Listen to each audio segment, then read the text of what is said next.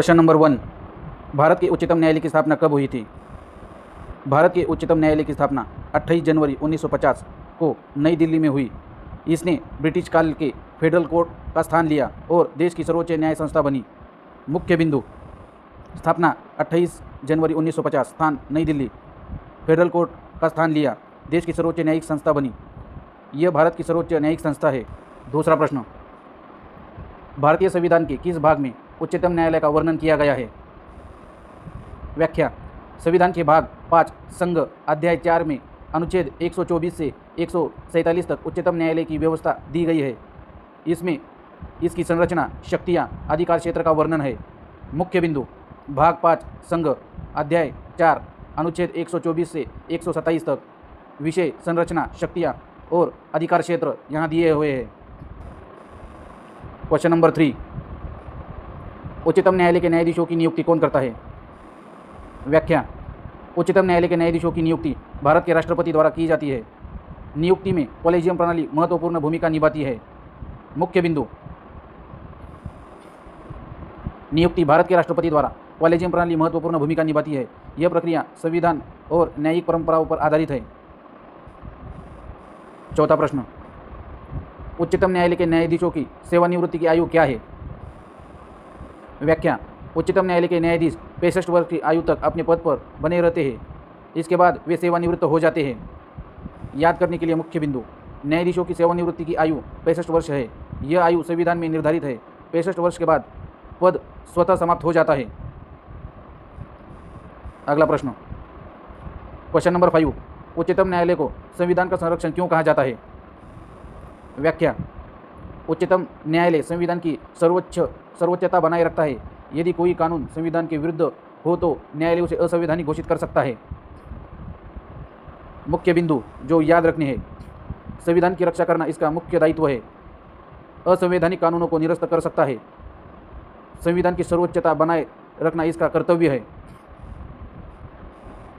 Question number 6, न्यायिक पुनरावलोकन judicial review क्या है?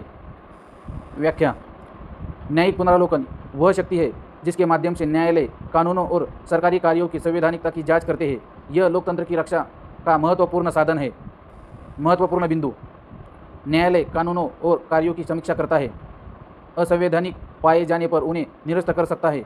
यह लोकतंत्र और नागरिकों के अधिकारों की रक्षा करता है। क्वेश्चन नंबर 7, उच्चतम न्यायालय का मूल क्षेत्राधिकार ओरिजिनल जुरिडिक्शन क्या है? व्याख्या: केंद्र और राज्य या राज्यों के बीच उत्पन्न विवादों की सुनवाई सीधे उच्चतम न्यायालय में होती है। इसे मूल अधिकार क्षेत्र कहा जाता है। कुछ महत्वपूर्ण बिंदु: केंद्र और राज्यों के बीच विवाद सीधे सुप्रीम कोर्ट में आते हैं। राज्यों के बीच विवाद भी इस क्षेत्र में आते हैं। यह अधिकारिता संविधान के अनुच्छेद 131 में दी गई है। यह विशेष और प्रारंभिक अधिकारिता है। क्वेश्चन नंबर 8, रीट क्या होती है और उच्चतम न्यायालय को यह शक्ति किस अनुच्छेद से प्राप्त होती है? व्याख्या: मौलिक अधिकारों की रक्षा हेतु न्यायालय द्वारा जारी आदेश को रीट कहते हैं। उच्चतम न्यायालय को यह शक्ति अनुच्छेद 32 से प्राप्त होती है। मुख्य बिंदु: रीट मौलिक अधिकारों की रक्षा का साधन है। 5 प्रकार की रीट होती है: हेबियस कॉर्पस, मेंडेमस, प्रोविजन, कार्ड वारंटो, सर्टियोरी। यह शक्ति अनुच्छेद 32 द्वारा दी गई है। सीधे उच्चतम न्यायालय में याचिका दायर कर सकते हैं। क्वेश्चन नंबर 9, अनुच्छेद 32 को संविधान की आत्मा क्यों कहा जाता है?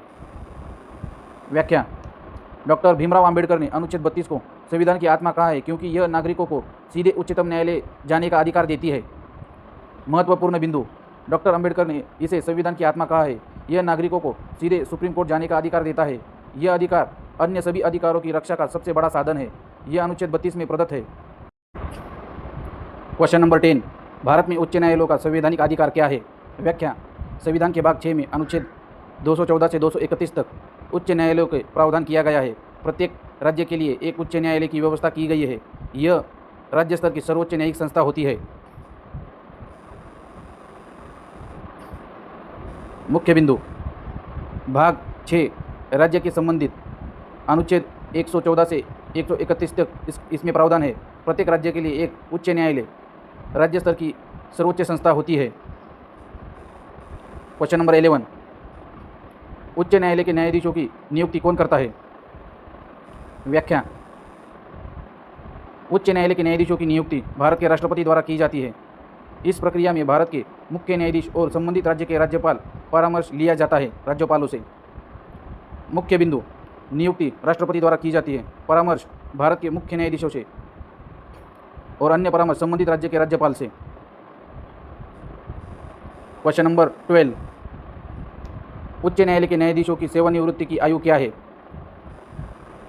व्याख्या, उच्च न्यायालय के न्यायाधीश 62 वर्ष की आयु तक पद पर बने रहते हैं। यह आयु उच्चतम न्यायालय के न्यायाधीशों की तुलना में कम है। 62 वर्ष की आयु पूरी होने पर वे सेवानिवृत्त हो जाते हैं।